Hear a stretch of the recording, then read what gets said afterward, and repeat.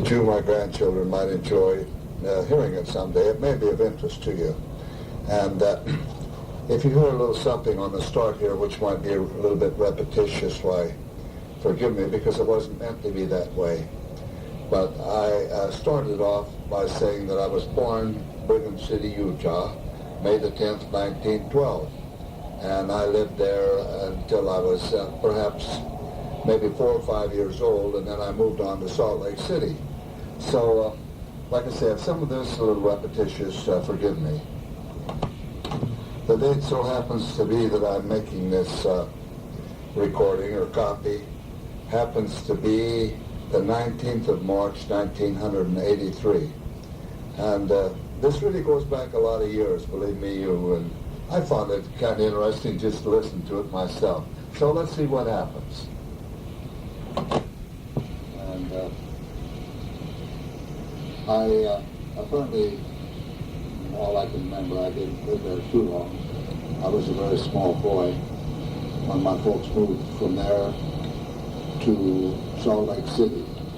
I first attended school in Salt Lake City, and perhaps maybe went there as far as the first or second grade, and then I moved to the state of Idaho, a town called Malad. And we stayed there for a short time when my father and his brother were in the meat and grocery business. And I might mention that way back there, I guess music was perhaps instilled in me at an early age. As to my mother, she had a beautiful singing voice, and my father also sang. They sang in mixed quartets and so forth, and my mother used to tell me, even while I was a baby, that sometimes they would take me to a band concert in the park. And she said when that band started playing, it was just almost impossible to hold me because I actually jumped right out of her arms if she didn't have a good hold on me. So I just bring that out right about here to let it be known that music has been a great, great, great part of my life. And later on in what I have to say, I'll bring more of that out. And anyway, in Malad, as mentioned, we stayed there for a couple of short years, it seems like, and then at a tender early age, again, we moved from there to Ruth, Nevada. It seemed like my dad was kind of on the move all the time, I don't know. Come out of a pretty good-sized family. I had 6 children, of which I was the eldest. Well, anyway, as to Ruth, I lived a very interesting life for me. I loved everything there. There was many people from foreign countries and so forth that were there, and it wasn't uncommon to walk down the main drag and maybe not even hear the English language spoken. There were Serbians, Greeks, Italians, Chinese, Japanese, Turks, you name it, they were all there. And Don Darling, who resides right here in Boulder City, he and I spent many happy days together there in the years to childhood, out gathering pine nuts, and I even got to tell you this, at one time we were building a cabin back in the mountains up there in Ruth, and one of the fellows decided that we should blast. My goodness, we looked at him and decided, blast? You don't know how to blast. Oh, he said, I do. I've watched my brothers blast lots of times. We'd hit a little rock, in building this cabin. Well, anyway, we procured some dynamite caps from an old abandoned mine, and the following Saturday, the blast was put off. And let me tell you this, boy, when the townspeople heard that, I think they all started running for the mine or the copper pit to claim their loved ones, because it was a tremendous explosion that this guy put off. But right after that, it seemed like we had an early lesson and things like that. I well recall the juvenile officer making the rounds and telling our parents that they had a place up in Elko that could take care of us if we couldn't find better ways than that to amuse ourselves. Well, I just mentioned that for what it was worth. But like I say, Ruth was a happy childhood for me. I well recall some of the winters up there, they were most severe. Cold as could be. We had to carry water for about a block from the water spigot up on the side of the hill to our home, and I'd often get about home with this water bucket and maybe slip on the ice and go down and spill all the water and have to go back again. And at times you'd go up there to get the water, it'd all be frozen up, and you'd have to wait for someone to come to thaw it out with a blowtorch. Well, anyway, after I enjoyed my schooling and everything in Ruth, it was just, everything was just fantastic. And I grieved some when we moved from Ruth to Ely. And of course, we're only about 6-7 miles apart. But at Ely, why I really started to fall in love with things, and now getting to my music right about there, why it wasn't long I found myself playing drums in a great school band in Ely. I had a sense of rhythm, and I guess that some teacher, somebody there, showed me how to make a beat with a snare drum, and so that was my first deal with music, first go. But I don't know, my dad, he thought maybe I should play something a little bit besides drums, and I'm kind of glad he did too, and my mother, and I really wanted to go for clarinet and saxophone, but maybe some relative way back in the family had played trumpet, and we thought maybe that's what I should go. Well, in fact, Red Nichols, who was a short-tailed relative of my mother's, Red Nichols and his 5 pennies, he was a relative of mine, and like I say, why a long distance? But anyway, I was kind of glad that they did get me going on trumpet. And I had such a good ear that I was actually playing little tunes before I could even read the notes. My teacher, he'd write the fingerings on the trumpet underneath the notes. And so I really went after the trumpet there in earnest, and the drums were soon forgotten about. And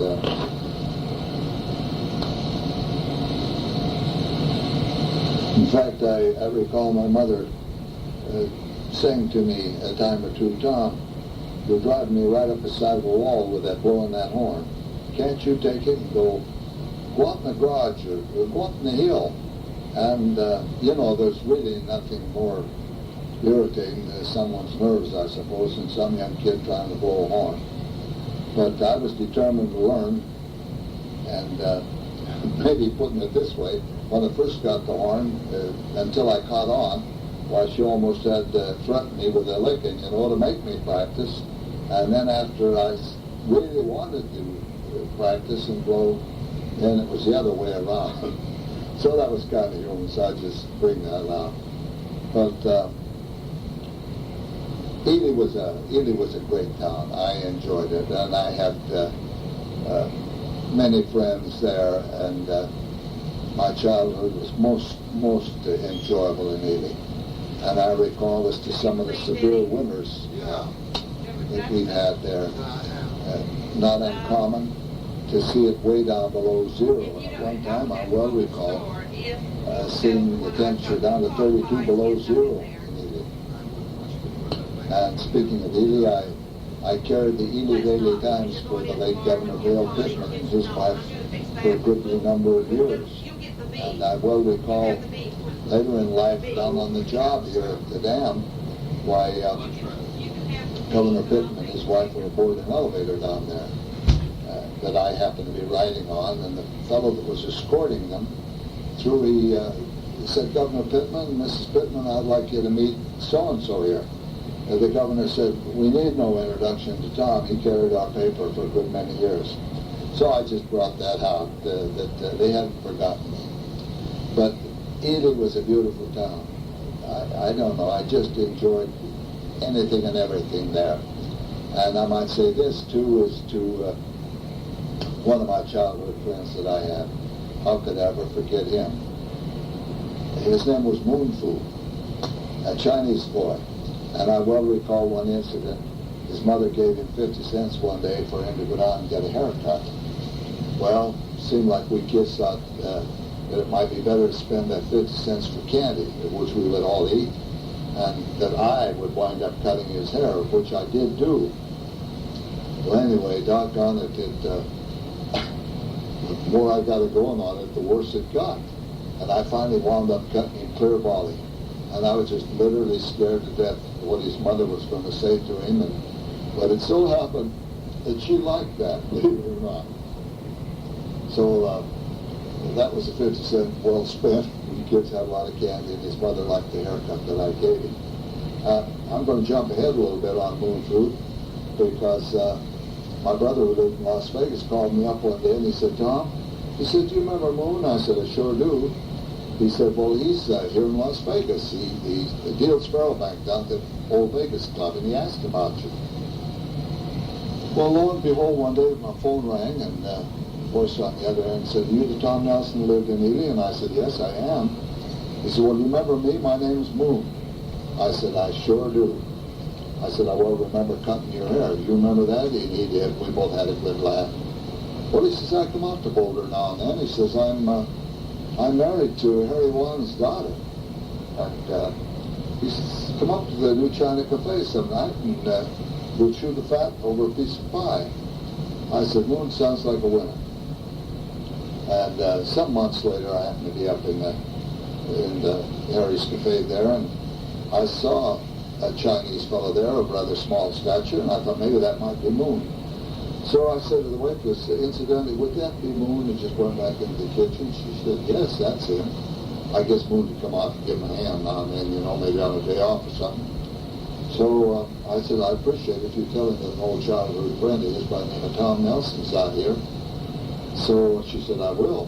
Back she goes, and Uncle Flat Old Moon's out there, and he got his apron tucked in his belt there, and he's looking all over to see which one's Tom Nelson. Bear in mind, many, many years have passed. So funny, I could see he couldn't figure out who was, so I raised my hand and we shook hands, and he said, Tom, I'd never known you. You changed. Oh, I thought that was funny. But anyway, we had a good laugh. And here as of a couple of years ago, it grieved me to see in the paper where Moon had passed away. I didn't know any of his people, but I did send a sympathy card stating that there were many fond memories of Moon, Mr. Wharton. Yes, indeed, many fond memories of Moon and a lot of the other guys that I grew up with there.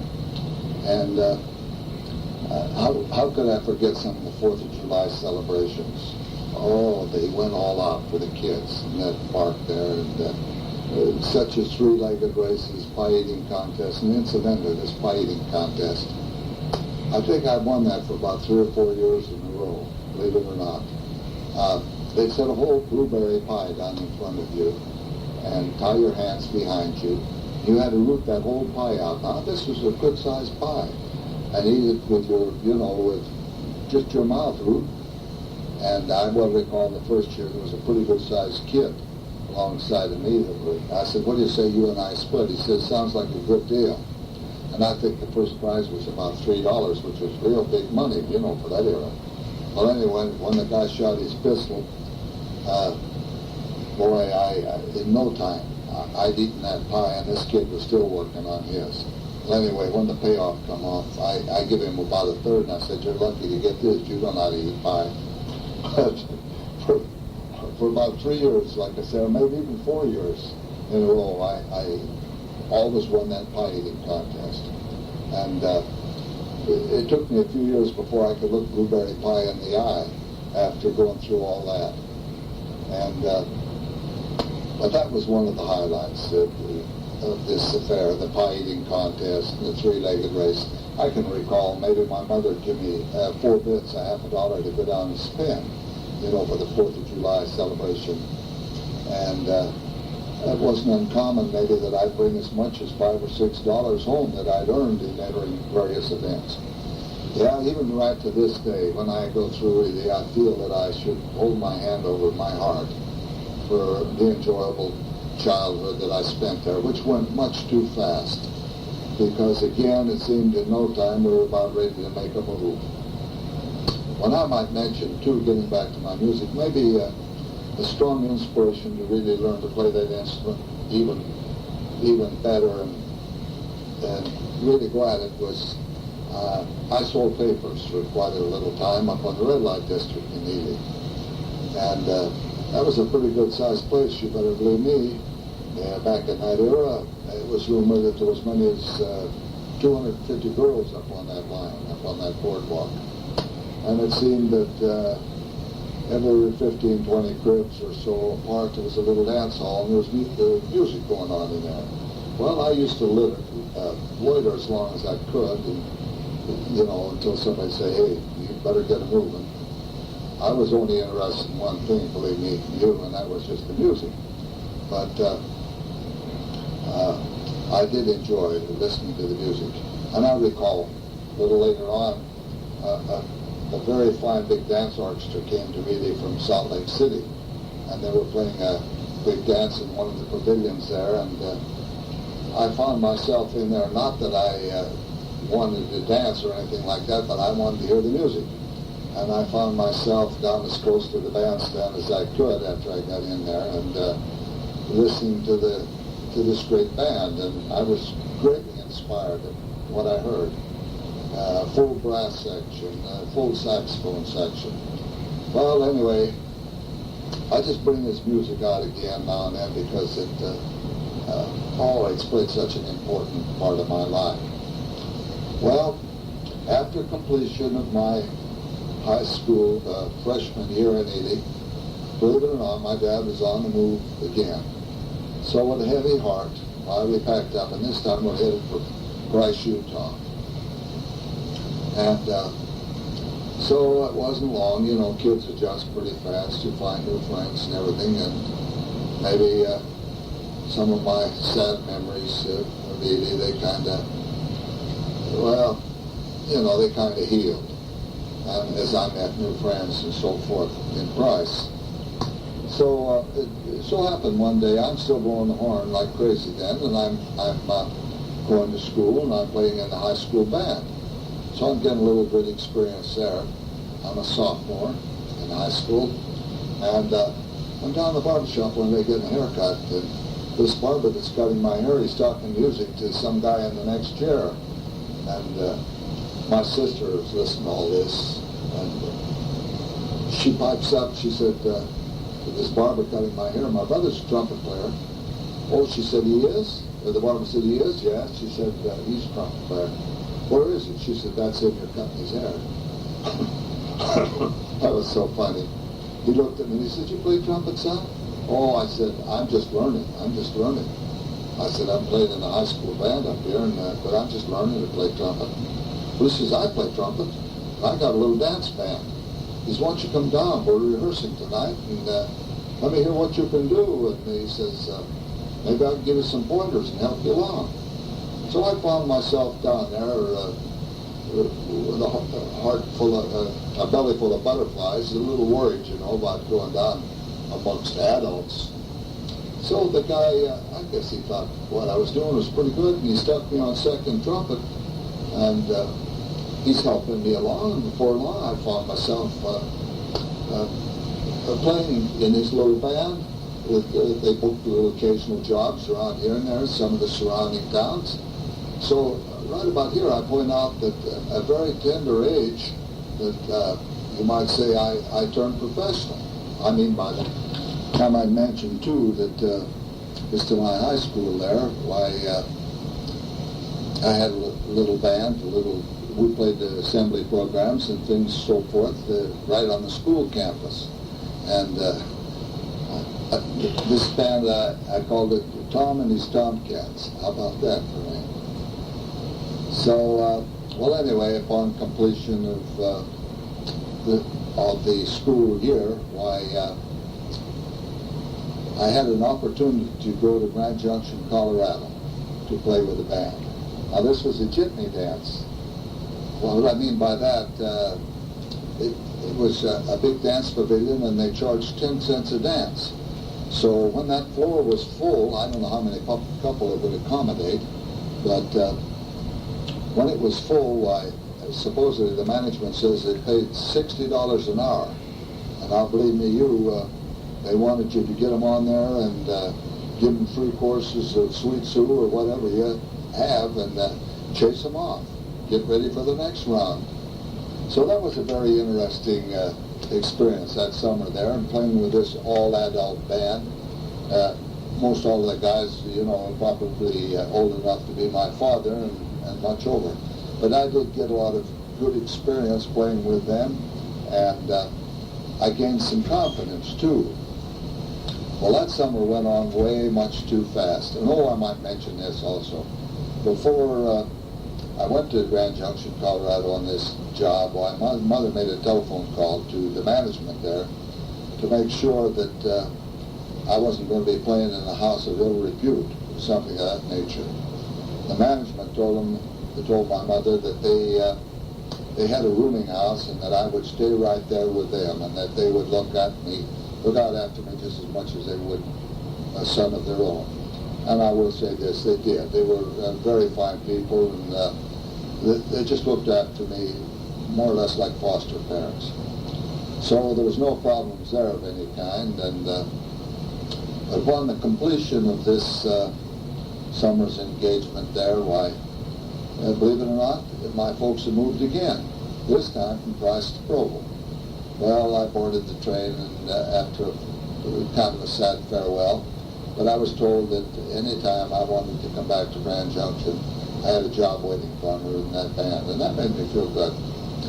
So on to Provo and back into school to resume my studies.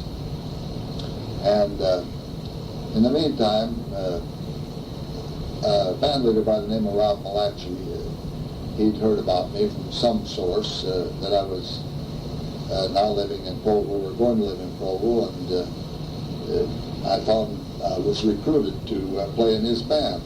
Well, that was a very, very fine experience with that band, believe me you. The band was called Ralph Malachi and his Chicago Hotel Orchestra. Now, Ralph himself was a very fine trombone man. He'd worked in some of the larger bands around Chicago. He was originally from Price, Utah, and had come back there and, got pretty big in the dance business. The band itself, the personnel was all consisted of local people, just young fellows, and the band actually booked, in many places of the state, one-night stands. Not uncommon, to go 100 miles and then come back and home to your home base, which was Provo, and then head out again maybe the next night. Well, it was real tough going with that. Most of the dances, I might say, however, were on weekends and so forth, so it didn't interfere too much with my schooling. But after the 2 years of schooling there in Provo, Utah, my high school was complete there, and the band then was booking 4 or 5 nights a week. During the summer months, we were going all over the state, Salt Lake City, Ogden, you name it. And it was a very popular band.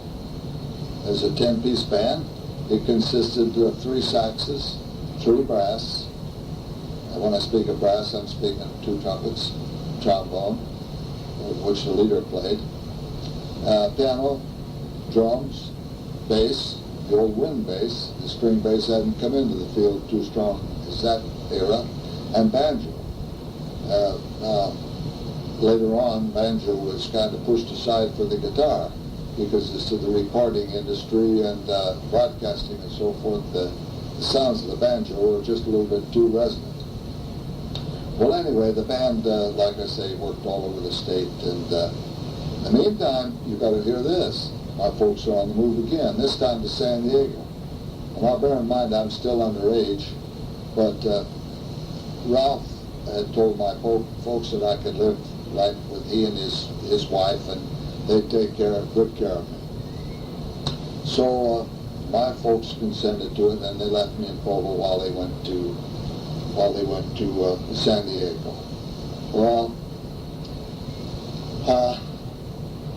I grieved a little bit, about being with my folks. Bear in mind, I'm, really not a big, strong adult yet, but I will recall one time we were playing a big dance, and a young redhead come up, and I had a bottle of soda water in front of my music stand, and it was awful hot and dry. And occasionally I'd get a little sip of soda water to moisten my mouth, and I looked down there, and here's a young redhead drinking my bottle of soda water. I looked at her and I thought, boy, how ignorant can you be to drink my soda water when you know how, if you only knew how thirsty I get on there. Well, anyway, right about there, that was the start of the romance. And later on, this redhead, Grace Simons by name, became my wife. And so after a few months of marriage, why things were pretty rough with Ralph Malachi and his orchestra. Bear in mind, all this is in the Depression era. So back to Grand Junction, Colorado, I went along with my new wife. And we got there, and we stayed there for several months, and things were very slow. They had given me a guarantee of $25 a week, but there was lots of weeks that went by that they just couldn't come up with it. They were back on their payments, and we were really having it tough. In the meantime, I'd taken over the leadership of the band, and I recall Grace, my wife, saying to me a time or two, maybe I'm up jumping around a little bit trying to sell the band, and she said to me, you better sit down. The people could possibly stop and comb their hair in the seat of your pants, you know, get a little slick. Now, this was a tough area, believe me, as to money-wise and everything. So in the meantime, my dad, they moved from San Diego, and Boulder Dam had started down here. And my father found employment on Boulder Dam. And through Ed Wattis, who was a relative on my mother's side of the family, and Wattis was president of the Utah Construction Company, the dam. So anyway, sometime a little bit later on, after my father got established, he knew I was having a rough go of things back there, and he told me, he said, Tom, if you want to come down, he says, I can get you on, I can get you the job. And he says, I think you'll find your music can be put to good use around here. Well, anyway, again, it was a farewell to Grand Junction, and we finally scraped enough dollars and cents together, and I found myself en route to Las Vegas, and leaving my sweet little wife behind until we could get things straightened out a little bit. On arriving in Las Vegas, I thought, man, what a place. What a place. Las Vegas, I guess at that time probably a town of about 6,000 people. And of course there was guys laying all around the park area there in front of the old depot where the Union Plaza now stands, maybe laying there in the grassy area with a piece of newspaper on their, covering their face, just waiting a chance to come to Boulder Hoover Dam. Well, anyway, my dad had made arrangements with someone to pick me up, and sure enough, they were there and picked me up, and I thought, my goodness, what a desolate ride from Las Vegas on out to Boulder City, an old dirt road. And bear in mind, there was nothing between Las Vegas and Boulder City until you got to about, they called it Midway, about where KDU-TV now stands. There was an old bar standing there. On up the hill, Railroad Pass, and that was it. And there happened to be a gate right there, and you were checked out. There was no undesirables or anything went into Boulder City. You worked there, you had a visitor's permit. That's the only way you got in there.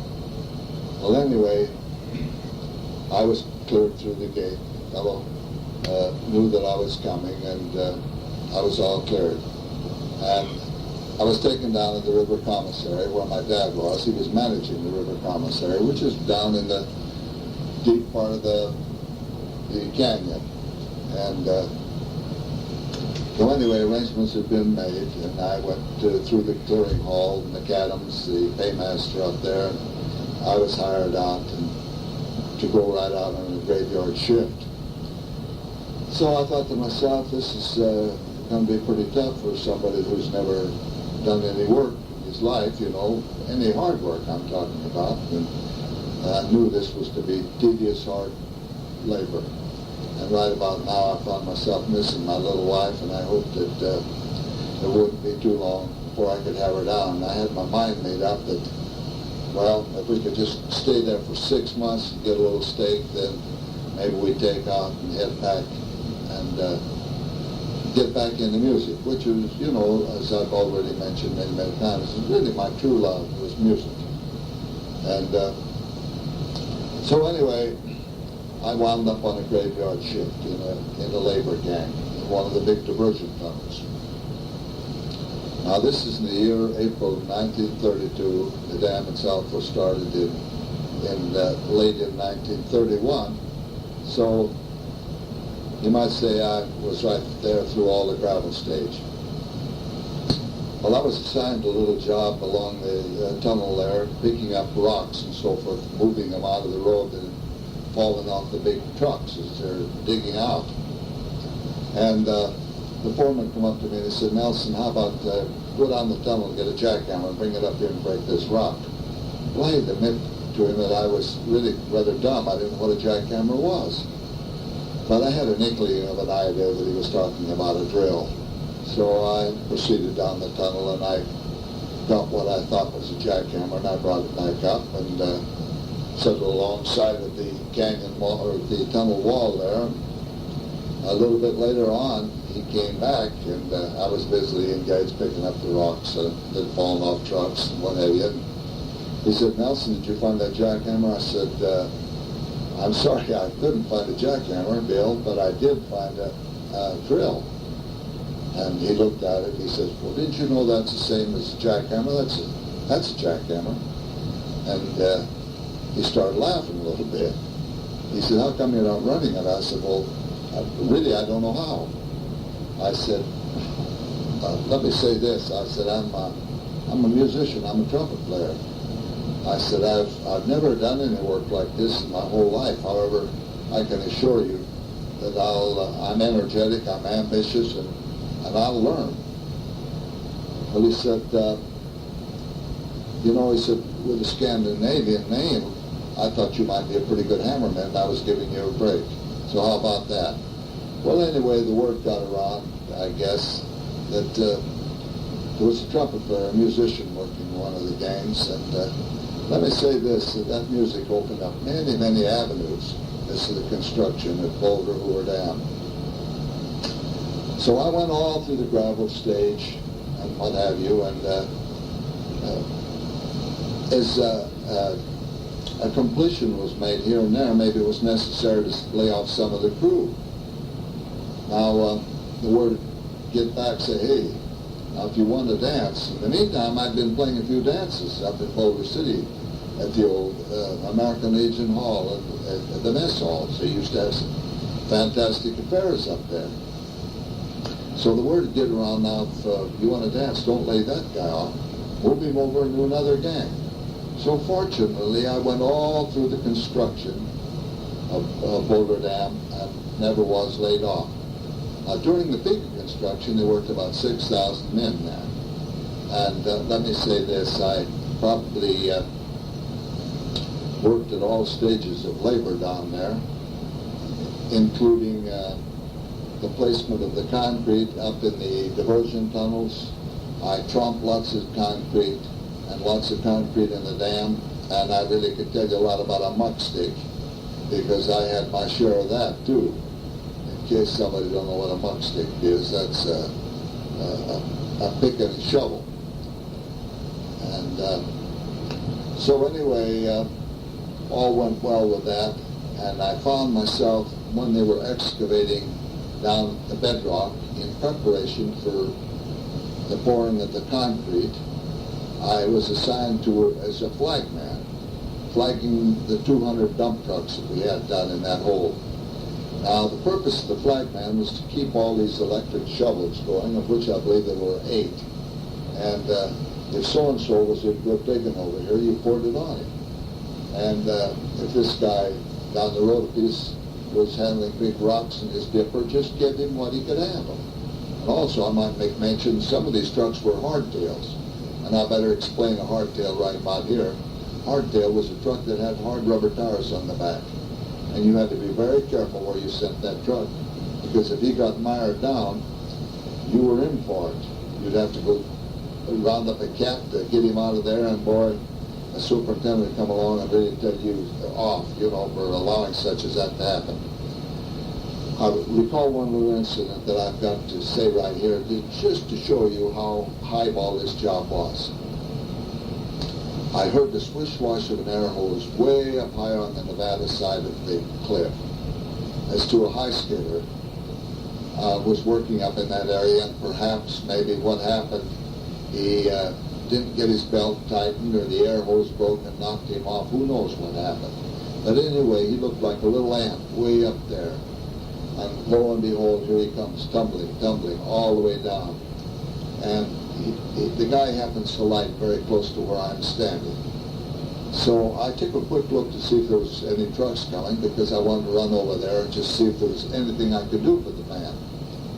Well, anyway, it was a mistake to stop just that long. I could see that there was nothing I could do for him. He was plain dead, and meantime the shovel operator, he jumped out of the shovel and he took a quick look. But there was trucks coming, and they were standing around there, and the foreman come along, and he said to me, "Hey, what are you going to do with all these cockeye trucks? You going to eat them?" I said, "I'm trying to get them going. There's a man killed here." Well, he said, "Get them moving. He won't hurt anybody." Now, I just bring that out just to show you, the reading public, the highball of this dam. And the wages, 50 cents an hour, 7 days a week, optional without pay, the 4th of July and Christmas, those 2 days off. Now that was, yes, indeed, it was really a highball job. And any time that you miscued, why, they were quick to write out a layoff slip. And there were plenty of guys laying around in Las Vegas just waiting for a chance to come out on that job. Not uncommon, believe me, it's to this Depression era, to be dropping concrete alongside of guys who had degrees in law, doctors, you name it. There was just about anything there. And they were very glad to get a job, as you can well imagine. Now, the mess hall up in Boulder City, they fed these guys real good, I'll say that. As my memory serves me correct, about $1.50 a day they did pay for the room and board. And the lunch were packed in a cardboard box about, maybe about 8 inches by 4 inches deep, 8 inches square by 4. And believe me, what these guys couldn't pack in that box. Now, they didn't limit you on what you could put in there, and it wasn't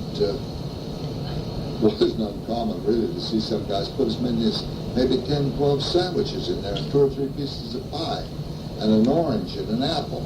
Well, they were all squashed down, but they got them in there. And I was very fortunate to be working alongside guys like that who they packed enough lunch for both themselves and someone else. Well, my dad finally obtained a house on Avenue D.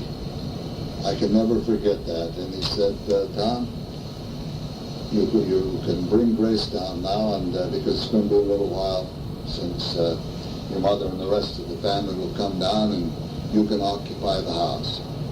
My dad was staying down in the river camp, in the dormitory down there, and I was myself right up to then. But to just give you an idea now of Avenue D, C, B, and F, G, California. These were all 6-company houses along there. And sand, you've never seen so much sand in your life. Actually, I went up there to square things away a little bit in this house, awaiting her arrival, and you take a scoop shovel, a big scoop shovel, and scoop the sand off the porch. Now, bear in mind this, at this particular era of Boulder City, there was no trees, there was no nothing. She was just wide open, flat desert. And people here and there, as they moved in the house, maybe they planted a little cactus out in front, or what have you. In fact, I have a picture that I'm quite proud of early Boulder City, which shows it pretty much like it was. And I wouldn't be a bit surprised that perhaps the swamp cooler, the evaporated cooler wasn't born right here in Boulder City. Because you take some mother maybe with a new baby, and maybe she rinsed out a diaper in a bucket or something, and she hung it up to dry on a chair, and maybe had an oscillating fan on the floor to dry the diaper.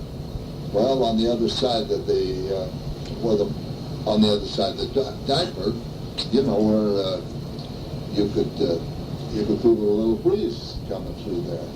And it wasn't any length of time at all till guys were knocking these evaporative coolers together out of plywood and chicken wire and what have you, and putting them up in the windows and stuffing them with Excelsior. And so, like I say, I wouldn't be a bit surprised the evaporative cooler was pretty much born right here in Boulder City. It could well have been. Needless to say, it was hot here. Just plenty hot. I've trumped concrete down in that dam, and in those diversion tunnels, the temperature's 132, 135 degrees. And when you the dress for the day was just a hard-boiled hat and the Levi's and hip boots. Now, let me say this. If this job was being built today, OSHA would probably close it down in 10 minutes, because back in those diversion tunnels, with the many trucks running back in there hauling concrete and what have you, the carbon monoxide gas was so thick that a string of lights on down the tunnel, on the side of the tunnel, which were used for illumination, they looked like somebody just striking matches. They were so dim from the carbon monoxide gas was in there. And headaches, oh man. Well, that day finally arrived, and Grace found herself in Boulder City. And needless to say, I was happy after her being away from me for some 2 or 3 months. Now, you can imagine what her first impression was of Boulder City, and she said, gee, I hope in no way that we have to stay here very long. So we both talked it over that we'd try to stick it out for 6 months and, make a little stake and we'd get out of here. It was really something, to bring a new bride down into this country here and all the things that she had to contend with. Now, we didn't have much furniture in that house, that's for sure. But anyway, we were happy to be together again. And in the meantime, I'd started to toughen in a little bit, and it wasn't too long after that Grace found herself adjusting fairly well to the community, and we could go up to the big 6-company store there, and for $3, let me tell you, you could buy a lot of groceries. A hamburger, 10 cents a pound, potatoes, 10 pounds for a dime, and bread, nickel a loaf, just to mention but a few things. Maybe eggs, 15 cents a dozen. And so your $3, like you say, did buy quite a few things. And it wasn't long until Grace had made a friend or two in Boulder City, and she found things much more to her liking after staying here for a short time. And as of today, no way could you pry her out of here after all these many years. Long about this time, there were some dances taking place here in Boulder City at least once a week, up in the Anderson Brothers Mess Hall or the Old American Legion Hall. Even found myself playing out the Railroad Pass. By this time, there were quite a few musicians around here, and seemed like whoever booked a job, that was the name of the band. One band I recall working with way back there, Chip White and his Damn Band. Now that's a pretty good name for a band, huh? And of course Clark Higgins, he had a band. Johnny Walker, he had a band. Now a lot of the personnel as to these bands, it would be the same personnel, but just a different leader, whoever booked the job. And let me say this, the pay wasn't very much money, but still it beat down there chopping that concrete. What you've heard so far is a copy of an old tape that I had made some years back. And with the other side yet to go, I feel that I should make a little more comment as to life here in Boulder City, and so I'll do that because there's about 45 minutes left on the other side, and I think that maybe my children and maybe my grandchildren someday might enjoy hearing a little of this commentary.